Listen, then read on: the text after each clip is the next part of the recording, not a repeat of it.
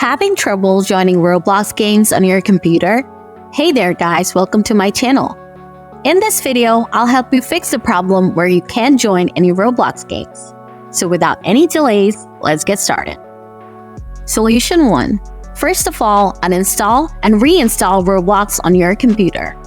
To uninstall Roblox, simply open up Settings, click on Apps, and then Installed Apps.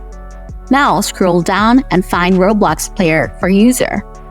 Click on the three-dot button next to it and select Uninstall.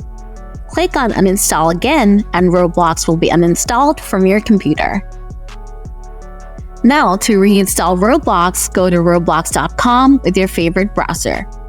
Click on any games and hit the play button. Now this window will pop up. Click on Download and install Roblox and it'll start downloading the installer. After the download is finished, open up Roblox Player Installer.exe and it will start installing Roblox on your computer. Once Roblox is installed, restart your computer. After your computer boots up, you should be able to join any games in Roblox. So guys, that's how we solved the problem of not being able to join any Roblox games.